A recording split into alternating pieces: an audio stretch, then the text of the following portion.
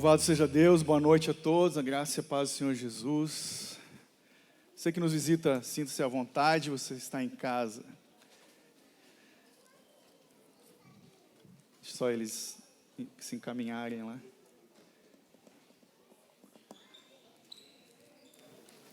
Gente, nós temos falado a respeito dos 10 mandamentos já há 8 meses, durante todos os cultos de Santa Ceia. A gente falou do 8º mandamento na última ceia. E para a gente completar essa série de mensagens, hoje e no próximo domingo, que é o culto de ceia, nós vamos tratar dos 2 últimos mandamentos, para completarmos essa agenda que foi proposta. Então hoje, excepcionalmente, Antigo Testamento, 9º mandamento. Eu peço que você abra a sua Bíblia no livro de Êxodo, no capítulo 20. Êxodo 20, você vai ler comigo o verso 16, por favor. E você que encontrou, coloque-se de pé, te peço. Que você leia assim como eu estou de pé, a gente pratique essa unidade, né, do corpo de Cristo. Todos lendo a Bíblia de pé. É só um verso, então fica bem fácil. Êxodo 20, verso 16, diz assim: é bendita a palavra de Deus. Não dirás falso testemunho contra o teu próximo. Você pode orar comigo? Senhor, nós te rendemos graças pela tua bendita palavra, pelo tanto que o Senhor já tem falado conosco por meio da aclamação, das orações, das canções que entoamos aqui. E te pedimos, continua, Espírito Santo, falando aos nossos corações, por meio da tua palavra, Pai, a verdade exposta hoje aqui. Fala conosco, Pai, não por merecimento, mas segundo a medida da tua graça, que é superabundante. Fala conosco, é o que nós te pedimos. Nos ajuda, Pai. Ajuda-me eu aqui a pregar, ajuda-nos a ouvirmos e a praticarmos aquilo que o Senhor quer tratar com as nossas vidas hoje, mais uma vez. Seja o Senhor exaltado em todas as coisas. É o que te pedimos no nome de Jesus. Amém. Muito obrigado. Você pode se assentar. Não dirás falso testemunho contra o teu próximo. Irmãos, é verdade que toda vez que a gente se depara com esse mandamento, especificamente o 9º mandamento, nós temos a tendência de resumir ele simplesmente no não mentir. Não minta. E isso não está errado. A essência do 9º mandamento é justamente essa, de não mentirmos. Mas aqui quando ele foi escrito por Deus nas tábuas da lei, apresentado por Moisés diante do povo, ele se enquadrava, esse mandamento, especificamente para aquele povo, aquela nação, aquela etnia que estava se consolidando, o povo judeu, que saiu do Egito, agora era um povo unido, caminhando para a terra prometida. Deus estipulou as regras, as leis para esse povo. Então, na cabeça deles, no contexto judaico, ele se enquadra especificamente num contexto de um tribunal de justiça da antiga Israel. A tradução no hebraico, ela fala exatamente sobre um testemunho falso, mentiroso de alguém que comparece diante do juiz para testemunhar contra o seu próximo. Os tribunais em Israel, naquele tempo, na sua essência, eles eram bem descomplicados, diferente do que a gente vê nos filmes hoje, a nossa realidade. Era bem simples, porque não tinha advogados, eles não usavam impressões digitais como evidência, não tinha detetives, como Sherlock Holmes naquela época. O Sherlock veio bem depois. Só que tudo num tribunal israelita dependia do que a testemunha falava a respeito do acusado. Então as testemunhas, elas eram fundamentais no mundo antigo. Elas têm a sua importância ainda hoje. Só que, além das testemunhas, hoje, eu e você, nós dispomos, diante de um tribunal, de um processo judicial, nós temos as gravações de áudio, nós temos os vídeos, temos as fotos, temos impressões digitais, nós temos testes de DNA e vários outros recursos. Só que antigamente não tinha nada disso. Eles só precisavam de testemunhas oculares. Então, o testemunho, naquela época, ele tinha uma influência decisiva sobre a vida ou a morte de alguém que era acusado. Então, pelo testemunho de 2 ou 3 pessoas unânimes que concordavam no que testemunhavam, o acusado, naquela situação, ele poderia ser condenado à morte ou absolvido da sua culpa. Como, por exemplo, bem prático, o fulano está sendo acusado de que ele botou a cerca do terreno dele, da casa dele, um pouquinho mais para cá e pegou parte do meu terreno. Aí chamava as testemunhas, é verdade isso? Aí um falava, é assim, assado, outro, eu concordo, então ele está errado, vai sofrer a punição pela sua culpa. Era assim que funcionava. Então, além disso, a testemunha também, nessa situação, ela tinha o direito de apedrejar, de jogar a primeira pedra contra o acusado, se fosse provado que ele era culpado. Só que naquele contexto, se algumas dessas testemunhas fosse desmascarada diante do juiz, ficasse claro que ele estava mentindo, ele estava dando um falso testemunho, o que acontecia? A pena, a condenação do acusado revertia para ele, então era ele quem ia ser executado. Era assim que funcionava. Mas é verdade que esse mandamento ele não se aplica simplesmente nessa situação judicial, jurídica, diante de um tribunal. Como nós todos entendemos, esse mandamento ele lida objetivamente com todo e qualquer tipo de mentira. De um modo geral, nós percebemos que nos 10 mandamentos nos são apresentados exemplos extremos do pecado. Você que já tem acompanhado a série e já leu os 10 mandamentos, vai se lembrar que, por exemplo, o assassinato é um jeito extremo de quebrar o 6º mandamento. Mas Jesus mostra que essa não é a única forma de quebrar o 6º mandamento. Ficar com raiva de alguém, desejar o mal de alguém no coração, por exemplo, também é quebrar o 6º mandamento. O adultério é o pior jeito de violar o 7º mandamento. Mas Jesus, no Novo Testamento, ele fala, se alguém cobiçar a mulher ou o marido de outro, já cometeu adultério no seu coração. Então, alguns exemplos. E dessa mesma forma, então, o 9º mandamento, ele é uma violação extrema quando alguém dava esse falso testemunho diante de um tribunal, mas não se limitava somente no tribunal. Em todo e qualquer outro lugar, quando alguém dava um falso testemunho, em todo e qualquer outro lugar, qualquer coisa que alguém falasse que poderia prejudicar a vida de outra pessoa por um falso testemunho, é considerado quebrar o 9º mandamento. A gente viu nos 10 mandamentos, temos visto que Deus, ele se importa, sempre se importou com a justiça. Porque, afinal de contas, Deus faria uma lei contra o assassinato se Ele não se preocupasse com a vida de cada pessoa que foi criada à sua imagem e semelhança. Porque Deus faria leis contra o roubo se Ele não se preocupasse com o direito de propriedade que cada um tem. Então, no 9º mandamento, nós vemos que Deus se importa profundamente com a justiça verbal, com aquilo que é falado. As mentiras, é verdade que elas podem ferir profundamente uma pessoa. Magoa, não é? Quando alguém fala alguma coisa da gente que não é verdade. Pode ferir as pessoas. Então esse mandamento, o 9º mandamento, ele serve para proteger casamentos, para proteger propriedades e vidas, e também, e principalmente, a reputação e a honra das pessoas. Essa é a função do 9º mandamento. Então o 9º mandamento, de uma forma bem objetiva, ele nos instrui, cada um de nós, sobre a importância da verdade. É isso que ele fala. Não dirás falso testemunho contra o teu próximo.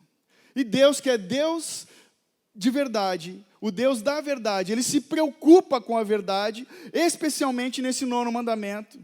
Ele se preocupa com a verdade. Então, a partir disso, eu quero propor aqui 3 maneiras de como podemos viver uma vida pautada pela verdade. 3 maneiras, 3 formas de vivermos a verdade.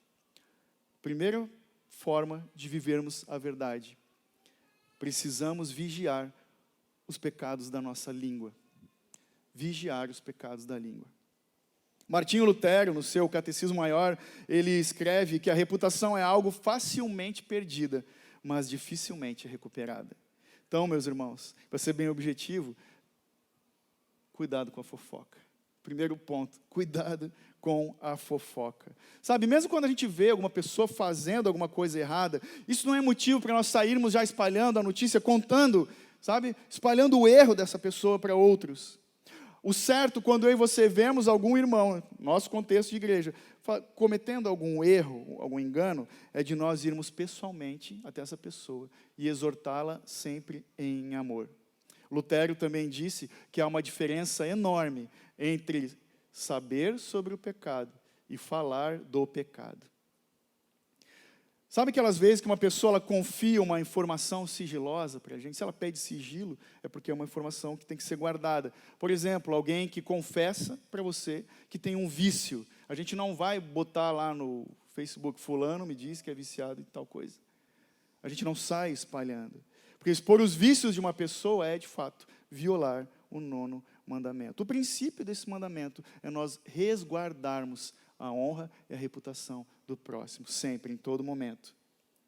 Nós não podemos trair aqueles que nos pedem confidência, que pedem sigilo. Nós não podemos trair essa pessoa divulgando os seus segredos por aí, que nos foram confiados. Então, para muitos, essa questão de guardar o segredo, ela está totalmente ligada à sua profissão, ao direito de uma confidencialidade, por exemplo, uma conduta ética profissional, como é feito com médicos, às vezes, enfermeiros, assistente social, pastores, psicólogos, pastores também tem que guardar. Quando a gente vai dar um aconselhamento, aquilo não diz respeito a mais ninguém.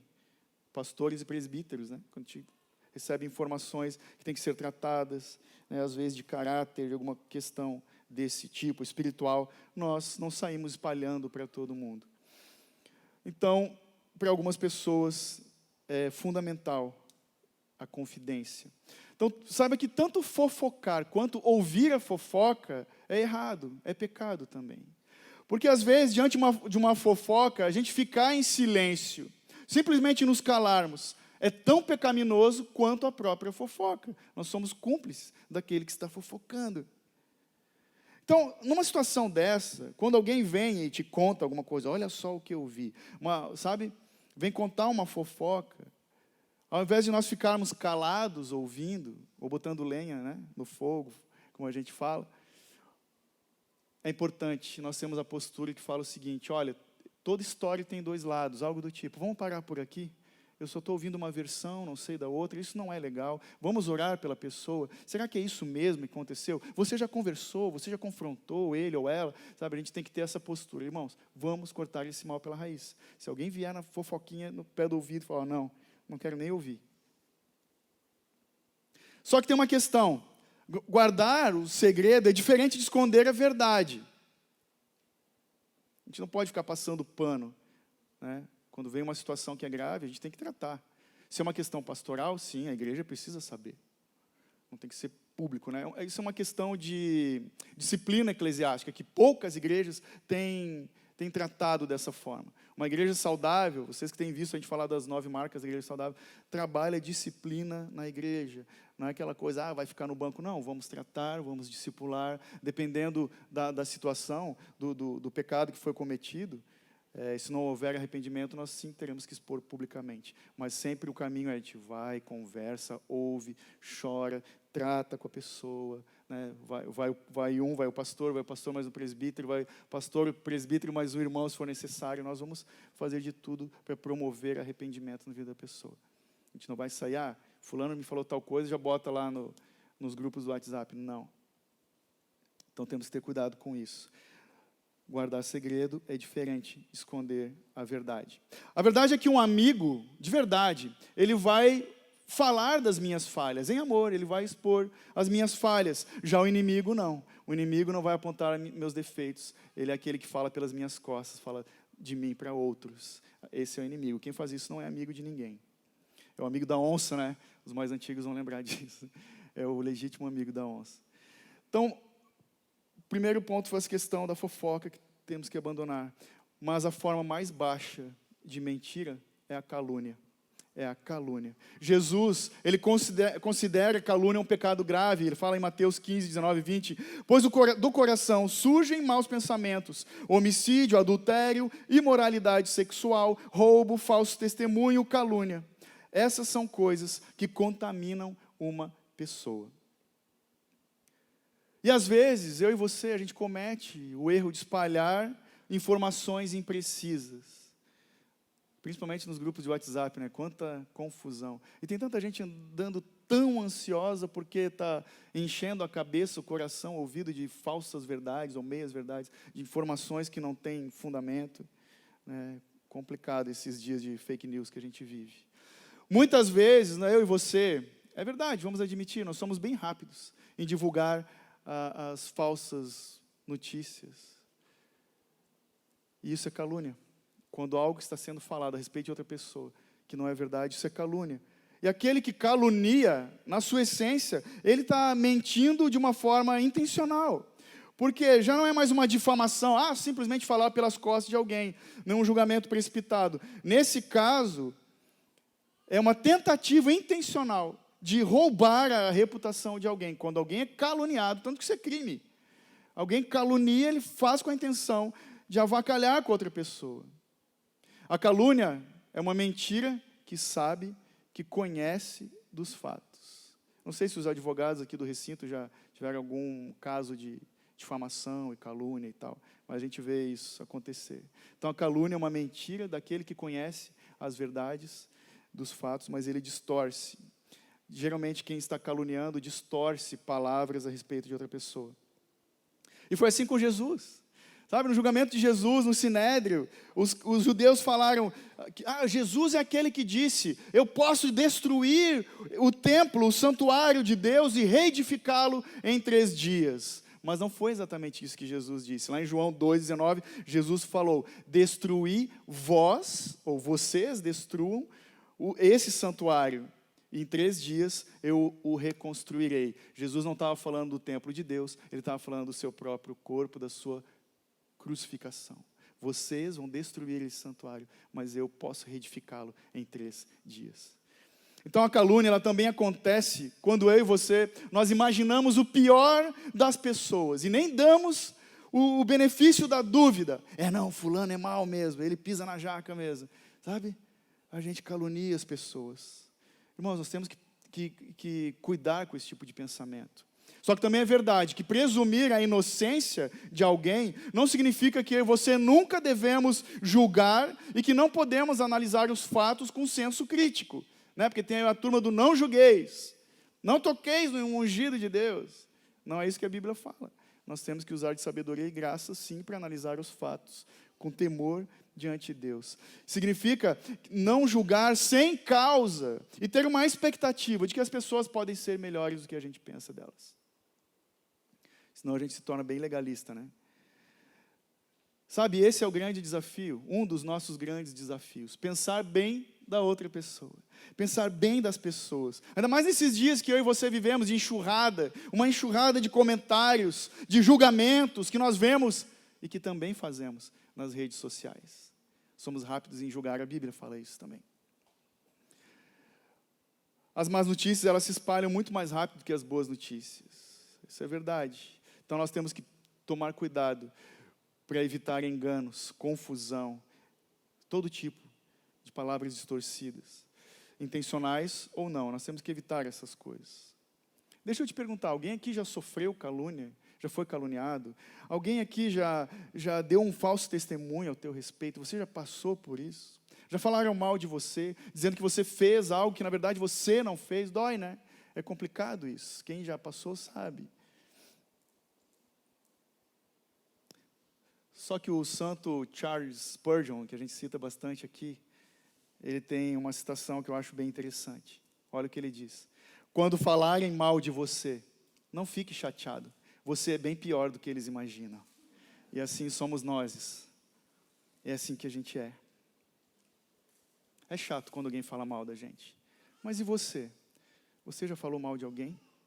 Você já deu um falso testemunho do seu próximo? Você já pensou mal indevidamente de uma pessoa? Você nunca fez intriga? Nenhuma fofoca? Nunca falou mal de ninguém? Irmãos, a língua, é verdade, Tiago vai falar bastante disso, né? O livro de Tiago. Ela pode causar um mal incalculável, pois a nossa língua é cheia de veneno mortal.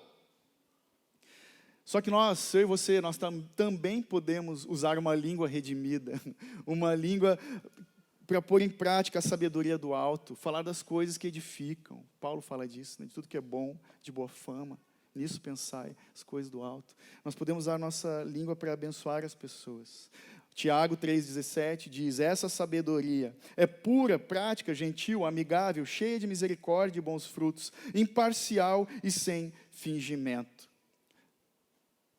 Praticando isso, com essa consciência, nós vamos ser, eu e você, promotores da paz. Nós temos que promover a paz.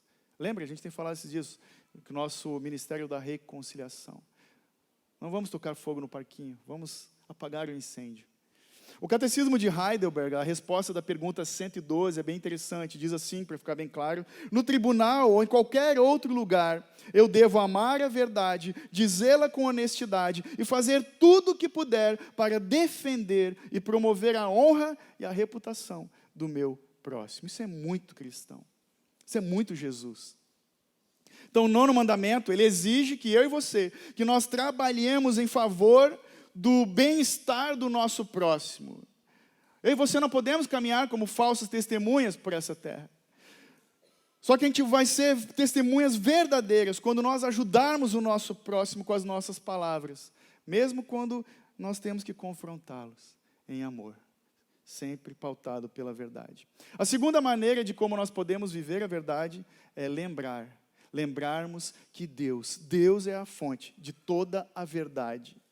Afinal de contas, a Bíblia diz que Jesus veio ao mundo a fim de dar testemunho da verdade. João 18:37. Então, nós temos que vigiar também para não fazermos promessas vazias, de coisas que não vamos cumprir, ou de que não temos a intenção de manter. Seja o seu sim, sim, o seu não, não. Temos que buscar caminhar uma vida pautada pela verdade. Mas por que a verdade, falar a verdade em todo o tempo, é tão importante? Por quê? Alguém suspeita? Por que é tão importante nós falarmos a verdade? Uma resposta bem objetiva e prática é porque Deus, em sua natureza, Ele valoriza a verdade. A verdade faz parte da natureza de Deus. É a essência de Deus. Lá em Números, Antigo Testamento, 23:19, diz que Deus não é homem para que minta, nem filho de homem para que se arrependa. Acaso Ele fala e deixa de agir? Acaso promete e deixa de cumprir? A verdade faz parte da natureza de Deus. Em sua essência, por que Deus é diferente do ser humano? Não vamos aprofundar em filosofia e questões teológicas, mas uma essência bem beabá, assim. Por que Deus é diferente do ser humano? Porque para Deus é impossível mentir. Para Deus é impossível, Ele não mente jamais. Só que, por outro lado, a natureza do diabo qual é? Toda criança sabe. O diabo é o pai da mentira. Então, quando eu e você, nós torcemos palavras, torcemos a verdade, enganamos as pessoas, estamos fazendo o trabalho do próprio capeta. Essa é a verdade. E o diabo é aquele que, desde o início, ele se mostra como enganador. Inclusive, uma das traduções da palavra diabo é usurpador, enganador. O diabo ele não usa apenas aquelas mentiras escancaradas e atrevidas. Ele usa meias verdades, ele usa palavras enganosas de forma bem sutil. O diabo ele mostra a isca e esconde o anzol. Por quê? Quando nós somos pegos nessa mentira do diabo, daqui a pouco a gente se envolve nas mentiras dele. Temos que vigiar o tempo todo, porque é uma tendência nossa. Lembram? Pedro foi repreendido por Jesus. Afasta-te de mim, Satanás. Mas algo que é maravilhoso é saber que o Deus soberano, que é fonte de toda a verdade, nos capacita a confiarmos nele por meio do quê? Da sua palavra. Deus é confiável. Deus é confiável e as suas promessas não falham jamais. Isso é um bálsamo para nós que vivemos nesse mundo mentiroso.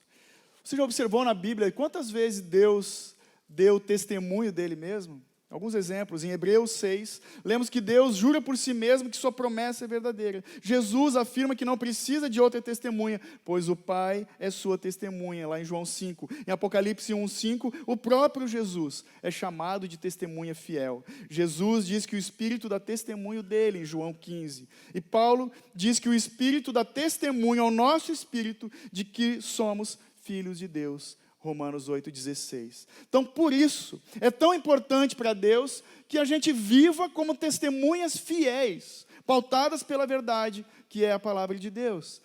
Tanto que os discípulos, lá em Atos, eles foram avisados, em Atos 1:8, vocês receberão poder quando o Espírito Santo vier sobre vocês, Jesus falando para eles, e serão minhas testemunhas, aonde? Em Jerusalém, em toda a Judéia e Samaria, até os confins da terra. Então as nossas palavras têm que refletir o caráter do nosso Senhor e Salvador. As nossas palavras têm que ser confiáveis em todo o tempo. Se não for assim, se a nossa palavra não for digna de confiança, como que as pessoas vão confiar na gente quando nós falamos das coisas da vida eterna? Como que elas vão confiar em nós quando a gente fala da eternidade, se a nossa palavra das coisas dessa vida não são dignas de confiança?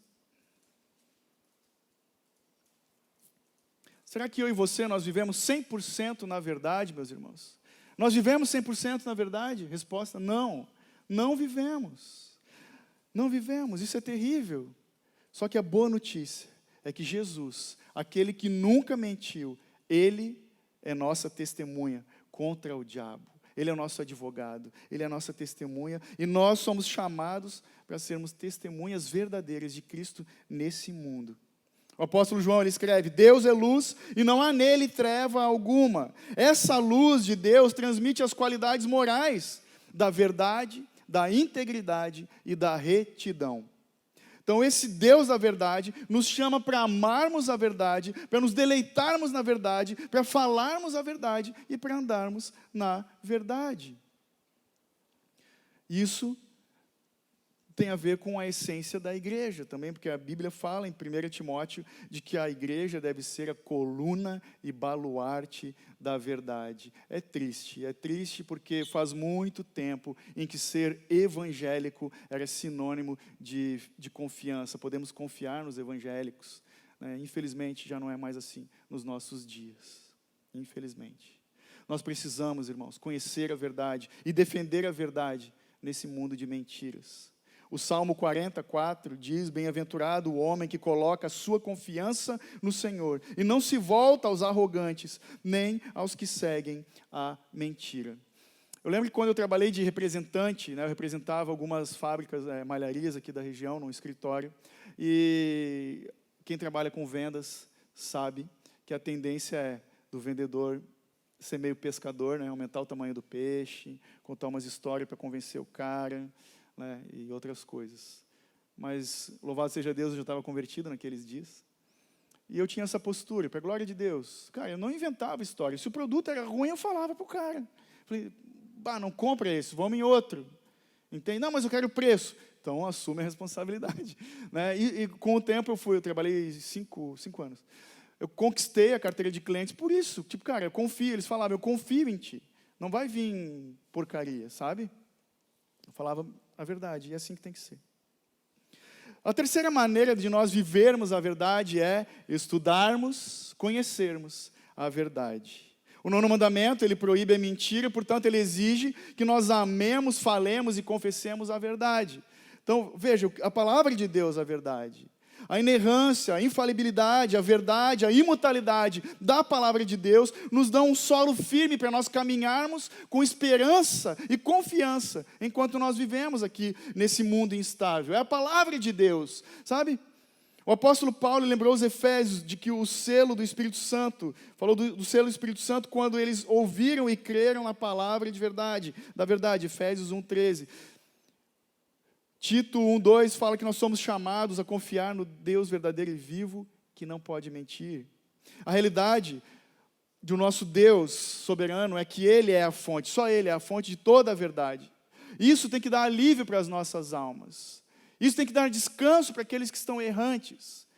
Porque nós vivemos uma época de que as palavras nos bombardeiam o tempo todo. Constantemente nós somos bombardeados de palavras, nós lemos coisas, nós ouvimos palavras, nós vemos palavras o tempo todo, e às vezes a gente não dá tanto valor para as palavras. A gente se esquece de que foi Deus quem inventou as palavras. Ele criou todas as coisas pelo poder da sua palavra. É Ele que o Hebreus vai dizer, Deus é aquele que sustenta todas as coisas pela palavra do seu poder. Ele dá importância para a palavra. Ele criou todas as coisas, haja luz, ele disse. No princípio, e as coisas surgiram. Deus é Deus que dá importância para as palavras. Ele se comunica por meio de palavras. Deus ele não apenas santifica a linguagem, a comunicação, mas Ele também considera que a linguagem é, de alguma forma, uma extensão do seu caráter. Como que Deus se revela, irmãos? Alguém vai responder de forma geral, né? Na criação, mas de forma específica e principalmente, de forma particular, Ele se revela por meio da sua palavra. Ele se revela por meio da sua palavra. Ah, pastor, Deus falou comigo. Eu pergunto, né, em qual livro, qual capítulo e qual versículo? Deus continua falando? Sim, por meio da sua palavra. Quando Deus pisou na terra, como que Ele foi chamado? Como que João diz que Ele é o verbo, é a palavra, o verbo encarnado. Então, onde Deus está presente, a sua palavra está presente. Quando nós abrimos nossas Bíblias, quando nós oramos a palavra, quando nós lemos as Escrituras, o Senhor se faz presente. Essa é a verdade. Então, por isso, meus irmãos, a gente não pode ler a Bíblia de qualquer jeito. Nós não podemos orar a palavra de qualquer jeito, sabe? É o livro sagrado, é Deus se manifestando por meio da escrita. Então, onde Deus está, a sua palavra se faz presente. Por isso que a linguagem, e a fala, e a verdade são importantes. Então, para refletir o caráter de Deus, nós devemos falar palavras verdadeiras. Nós temos que nos esforçar muito para dizer a verdade, nada além da verdade. E a verdade, ela é incorporada na pessoa de Cristo. Ele que é o caminho, a verdade e a vida. A verdade, de uma forma bem resumida, é uma pessoa. E o nome dessa pessoa é Jesus. Jesus é chamado na Bíblia de luz verdadeira, pão verdadeiro, videira verdadeira. Então, conhecer e viver na verdade é fundamental no mundo que relativizou a verdade. Hoje a verdade é relativa. Cada um tem a sua verdade. Ah, mas essa é a minha verdade, essa é a tua verdade. Cara, isso é insanidade, isso é uma coisa louca. A verdade foi relativizada. Nós vivemos num mundo que não existem mais absolutos. Romanos 3, 4, Paulo diz, seja Deus verdadeiro e todo homem mentiroso. Romanos 3, 23, porque todos pecaram, essa é a maior de todas as verdades, porque todos pecaram, estão destituídos da glória de Deus. Atos 4, 12 vai dizer que não há salvação em nenhum outro, pois debaixo do céu não há outro nome entre os homens pelo qual devamos ser salvos. E as pessoas questionam essas coisas, essas verdades. Então, como a personificação da verdade, Jesus, só Ele foi aquele que derramou o seu sangue e morreu para que nós pudéssemos ser perdoados por todos os nossos falsos testemunhos e de todos os nossos pecados.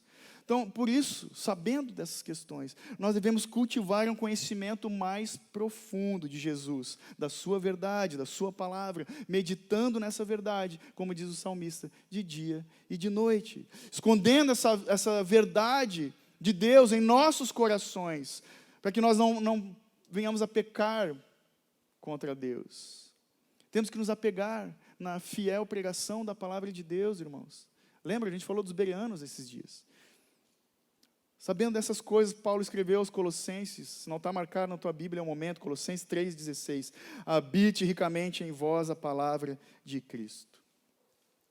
Mas voltando lá na introdução dessa mensagem, o perjúrio, a calúnia no tribunal é só um exemplo que a Bíblia nos traz. Porque, na verdade, o nono mandamento, ele se aplica a todos os relacionamentos com todas as pessoas que nós temos.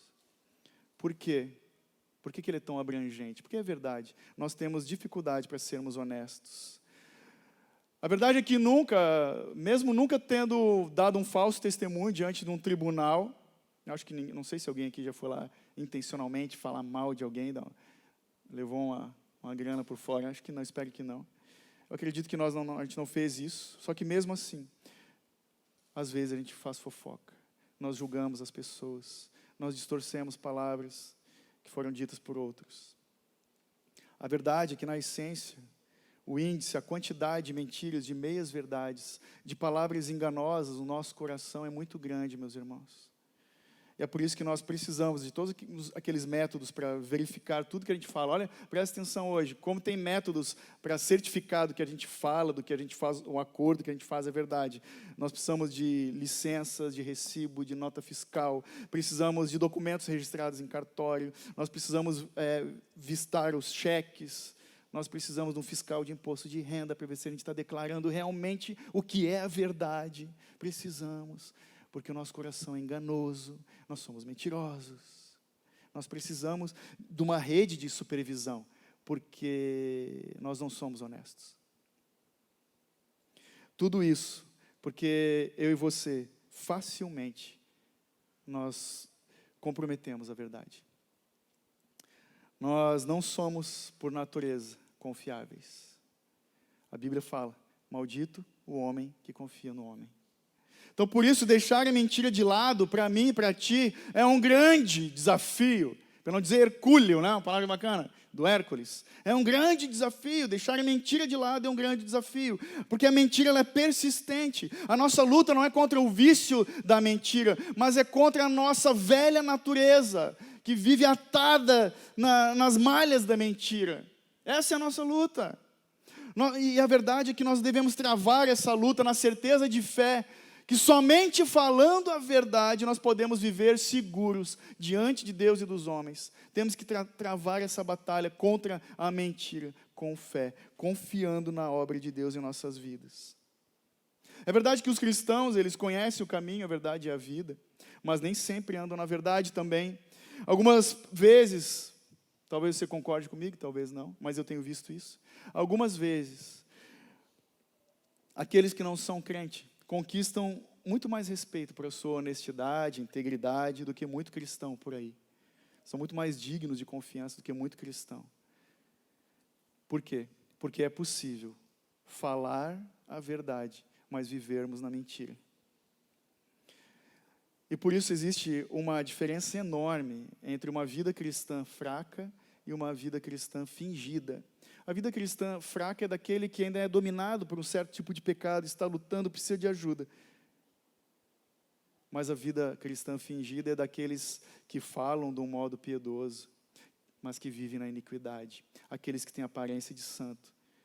Mas como diria Spurgeon, ousadamente, uma vez num sermão ele falou, pregando essas verdades, ele falou para a igreja dele lotada, aqueles que agem com uma vida cristã fingida são piores do que os demônios. É óbvio que ele não falou tão calmo assim como eu estou falando hoje. Estão abraçados com o pai da mentira. São aqueles que honram a Deus com os lábios, mas não com o coração. A mentira faz parte da história da humanidade. A Bíblia mostra que foi assim desde o princípio. Lembram? Lá no Éden, a serpente mentiu para Eva. Jacó enganou seu irmão mais velho para ganhar o direito de primogênito. Jezabel subornou homens para testemunhar falsamente contra Nabote. E alguns profetas mentiram contra o profeta Jeremias. Só que a mais terrível de todas as mentiras relatada na Bíblia aconteceu na igreja primitiva. Na vida de um casal, talvez você se lembre, acho que foi o Léo que pregou, de Atos 5, Ananias e Safira. Eles eram, para quem não lembra, eles eram membros da primeira igreja em Jerusalém, da igreja primitiva, e conta lá em Atos que eles falaram uma pequena mentira. Eles venderam uma propriedade e deram o dinheiro para a igreja. Pô, pastor, mas isso é uma coisa boa, é verdade, isso é uma coisa boa de se fazer. Só que eles mentiram a respeito do valor que eles deram para a igreja. Eles falaram que iam dar uma quantia tal e deram a metade daquela quantia. Eles disseram que estavam ofertando um valor total da venda, mas não foi assim que aconteceu. Eles mentiram a Deus, e se você se lembra do texto, naquele mesmo momento Deus fulminou Ananias e depois Safira. Eles tinham o direito de usar aquele terreno, aquela propriedade, aquela casa, a Bíblia não relata com exatidão, mas eles podiam usar do jeito que eles quisessem. Ninguém estava obrigando eles a dar o dinheiro na igreja, nenhuma pessoa, nem Deus. Eles podiam fazer o que quisessem com aquele dinheiro. Eles tinham liberdade de fazer o que quisessem, mas eles podiam ter falado, nós vamos dar só X, com alegria no coração, com sinceridade. Isso glorifica o nome de Deus. A igreja que estava nascendo ali ia se alegrar. Para que inventar história? Só que o problema não foi o que eles fizeram, foi o que eles disseram. Ananias mentiu. Ele agiu como se tivesse feito algo totalmente para Deus, mas ele fez só parte para Deus. Então Pedro, o apóstolo, que era o pastor ali naquele momento, ele pelo Espírito Santo, ele entendeu, ele percebeu o que estava acontecendo, ele repreendeu esse irmão, lá em Atos 5, 3, irmão não, né? Atos 5, 3, 4 diz: Ananias, como você permitiu que Satanás enchesse o seu coração, a ponto de você mentir ao Espírito Santo e guardar para si uma parte do dinheiro que recebeu pela propriedade? Ela não lhe pertencia, e depois de vendida, o dinheiro não estava em seu poder. O que o levou a pensar em fazer tal coisa? Você não mentiu aos homens, mas sim a Deus. Nesses 2 versos, Pedro disse 3 coisas muito importantes. Primeiro, Pedro disse para Ananias qual foi o seu pecado. Não foi o pecado de roubo, nem de cobiça, mas um pecado de engano. Ele quebrou o 9º mandamento, o 8º e o 10º também. Segunda coisa que Pedro diz é de onde vinha o pecado de Ananias. Veio do seu coração, infectado pelo veneno do diabo, que é o pai da mentira. O diabo encheu o coração de Ananias de mentiras. Satanás é aquele que mente desde o princípio, e é por isso que Deus despreza e odeia tanto a mentira. Então, já que toda a verdade vem de Deus, uma relação óbvia, né? Toda a verdade vem de Deus, que é o pai das luzes, toda mentira vem do diabo, que é o príncipe das trevas. Terceiro, Pedro disse contra quem Ananias pecou. Ele não pecou contra o apóstolo, ele não pecou contra os irmãos daquela igreja, mas contra Deus, acima de tudo. Pedro diz que ele pecou contra o Espírito Santo e conclui: você não mentiu aos homens, mas sim a Deus. Então, mentir significa isso. Mentir é um pecado contra o Deus de toda a verdade. Toda mentira é um pecado contra o Deus de toda a verdade. Então, como pode alguém mentir para Deus, tipo Ananias, e achar que vai se dar bem? Não tem como. Ananias não saiu bem. Nos versos 5 e 6, ele caiu morto na hora e foi levado e sepultado. Só que o texto fala, continua, se você quiser ler depois, é Atos 5, do 1 ao 11. Quase 3 horas depois, entra em cena, sem saber de nada que tinha acontecido, né? Mas sabendo da falcatrua ali, a esposa dele, Safira, entrou na cena. E Pedro pergunta para ela: diga-me, esse aqui, eu imagino que ele mostra o dinheiro, assim, foi por esse valor aqui que vocês venderam a propriedade? Ela: sim, é esse mesmo, foi esse valor mesmo. Então Pedro disse: por que vocês entraram em acordo para tentar o Espírito do Senhor? Veja, estão à porta os pés daqueles que sepultaram o teu marido, e eles te levarão também. Naquele mesmo instante, ela caiu aos pés dele e morreu. Então os moços entraram, encontrando-a morta, levaram-na e sepultaram ao lado do seu marido. Sempre que nós mentimos, há o perigo de sermos apanhados na teia do nosso próprio engano. Mentimos para nós mesmos. Então imagina se acontecesse isso na nossa igreja, misericórdia, né? Um casal de boa reputação da igreja, diz que vai dar uma oferta, e, né, diz que vai dar X e dá meio X, e Deus, cai os dois aqui no chão, assim, de repente. O que ia acontecer? Ia ficar todo mundo surpreso, né? Acho que alguns iam levar um susto, mas o clima ia ser de medo, um temor. Foi isso que aconteceu com aquela igreja. Todos ficaram assustados. Você acha que foi justo o que Deus fez? Claro que foi. Foi justo porque a mentira é um pecado mortal. Davi, no Salmo 5, 6, diz: tu destróis os que proferem mentira. Deus estava cumprindo a sua palavra, simplesmente. Então, as únicas pessoas que são dignas de entrar no reino de Deus são aquelas que se empenham em guardar, pelo menos, o 9º mandamento. Mas e quando as pessoas quebram esse mandamento, pastor? Jesus disse que o lugar dos mentirosos é no lago ardente do fogo de enxofre, lá em Apocalipse. E que qualquer que ama e comete a mentira, veja, ama e comete a mentira, será impedido de entrar na cidade eterna para sempre. Apocalipse 22, 15. Então a verdade é que todo mentiroso merece ser castigado, depois sofrer a eterna ira de Deus contra o seu pecado. Todo mentiroso. merece. O que aconteceu ali com esse casal, Ananias e Safira, foi apenas uma amostra grátis, foi uma prévia do que vai acontecer no dia do juízo com aquele que vive na mentira. Por quê? Porque se tem uma coisa que Deus odeia, meus irmãos, são as mentiras que os cristãos contam para parecerem que são mais justos, que são melhores do que são. O meu e o teu testemunho tem que ser de que nós somos injustos, nós somos pecadores e que não existe nenhum outro jeito de sermos salvos, senão pela graça de Deus, por meio da obra de Cristo. A verdade é que nós somos tão culpados das nossas mentiras, dos nossos pecados, que o Filho de Deus teve que ser crucificado para pagar pelos nossos pecados. Então, se isso é verdade para nós, cristão, por que às vezes nós fingimos ser mais do que simplesmente pecadores, que foram salvos pela graça de Deus? Porque a gente se acha, às vezes, a última bolacha do pacote. Sabe, agir como alguém que é espiritualmente justo é uma mentira. Tem aqueles que falam, mas eu não sou tão pecador assim, pastor. Eu vou na igreja, eu dou dízimo, 100% do valor que eu falei que ia dar. Eu vou na igreja, eu nunca roubei, nunca matei. Tem alguns pecados que eu já não pratico mais. Vigia, varão, vigia, varô. A gente tem que ficar esperto. Porque quando nós nos achamos justos, estamos mentindo e negando a graça de Deus. O favor imerecido. É a graça que nos sustenta. A gente precisa até do Espírito Santo para nos fazer os perseverantes. Ele é que nos mantém em pé no caminho, de pé no caminho. Somos totalmente dependentes de Deus. Mas alguém aqui pode me dizer, puxa, pastor, mas isso aí pesado, hein?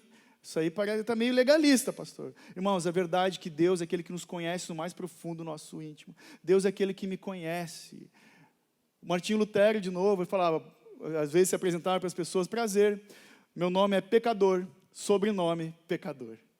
É assim que nós somos. Deus é aquele que me conhece. Mesmo estando no ministério, como pastor, eu quebro os mandamentos, meus irmãos, essa é a verdade. Eu tenho alguns ídolos no meu coração ainda que precisam ser destruídos. Às vezes eu profano, sim, o nome de Deus. Às vezes eu sou bem murmurador. Pergunta para minha esposa, ela vai te falar quem eu sou. Às vezes eu sou raivoso, mais do que é permitido. Irai-vos, mas não pequeis. Às vezes eu esqueço disso. Às vezes eu tenho pensamentos assassinos. Já contei para vocês alguns episódios no trânsito dessa cidade abençoada. Às vezes eu tenho desejos cobiçosos no meu coração. E ainda assim, por vezes eu boto uma capa para parecer que eu sou melhor do que quem eu sou de verdade. Às vezes eu aparento ser melhor do que quem eu sou. Mas vamos falar um pouquinho de ti também. Qual é a verdade a teu respeito, meu irmão? Qual é a verdade a teu respeito, minha irmã? Que tipos de mentira você tem contado ainda hoje? Quais são as mentiras que você diz para si mesmo? Em quais mentiras você quer que as pessoas acreditem ao seu respeito? A maior mentira é a que vivemos todos os dias. A mentira que nós nos esforçamos para esconder. A mentira de quem nós somos por dentro e fingimos ser por fora. Na verdade, nós todos, a maior mentira que nós deixamos de admitir é que a verdade mesmo, é que todo homem quer ser como Deus. Nós queremos ser autônomos, independentes, autossuficientes, autossatisfatórios, autolimpantes. Nós buscamos satisfação em nós mesmos, nas coisas que temos, nos dons que o Senhor nos concedeu, naquilo que conquistamos. Nós somos ídolos, nós temos no nosso coração um ídolo que se chama eu. Esse é o maior de todos. Aí serve o que Jesus falou para os fariseus, para muitos de nós hoje aqui. Ai de vós, hipócritas, pois que vós exteriormente pareceis justos aos homens, mas interiormente estão cheios de hipocrisia e iniquidade. Mateus 23, 27 e 28. Mas calma, que algo maravilhoso acontece quando eu e você confessamos a verdade sobre nós mesmos. Quando nós confessamos os nossos pecados diante de Deus. Quando nós praticamos o que o apóstolo Paulo praticava, lembram? Miserável homem que sou. Dos pecadores eu sou o principal, Paulo disse. O que sobra para mim, o que sobra para ti? Algo maravilhoso acontece. O que acontece quando nós confessamos os nossos pecados, quando nós rasgamos nosso coração diante de Deus, acontece que nós podemos ver a verdade sobre quem Jesus é, o perfeito, aquele que veio para a nossa salvação. Jesus, ele veio ao mundo a fim de dar testemunho da verdade, só que o mundo rejeitou Jesus, zombaram dele. Só que as ovelhas de Cristo reconhecem a sua voz, reconhecem a voz do bom pastor, e aqueles que querem viver pautados pela verdade seguem os passos do seu Senhor. São aqueles que descansam na verdade de que Jesus, só Ele, é aquele que pode nos dar a vida eterna. Só Ele pode perdoar-nos os nossos pecados. Ele é aquele que nos tem em suas mãos e que ninguém pode nos arrebatar das suas mãos. Essas verdades têm que pautar a nossa vida e nos encher de esperança. E nos lembrar de que Jesus é aquele que intercede, continua intercedendo por pecadores diante de Deus. Como Ele pediu lá em João 17, Pai, santifica-os na verdade. A Tua palavra é a verdade. Você quer viver pautado na verdade? Coma esse livro. Guarde ele no teu coração. Aprofunde no conhecimento de quem é Deus. Vigie a sua língua. Lembre-se que Deus é a fonte de toda a verdade. Estude a palavra de Deus. Conheça a palavra de Deus. Se aprofunde nessa verdade. Porque essa é a verdade que nós temos que testemunhar ao mundo. Jesus. Um mundo que hoje precisa desesperadamente de um Salvador. Um mundo que precisa ouvir a voz desse bom pastor, que conduz as suas ovelhas aos pastos verdejantes de uma bendita transformação. À medida que nós deixamos a mentira de lado, vamos sendo transformados naquele que é a verdade, o caráter de Cristo, pautado pela verdade em nossas vidas. Então, ouça a voz do bom pastor. Que eu e você, nós possamos dar ouvidos para a verdade, amar a verdade, falar e andar na verdade de Deus, para que possamos glorificar a Deus e desfrutar dele para sempre. É somente quando nós dizemos a verdade sobre o nosso pecado, que vemos o quanto nós necessitamos de um Salvador, o único Salvador, que é aquele que disse, e conhecereis a verdade, e a verdade vos libertará. Amém. Louvado seja Deus.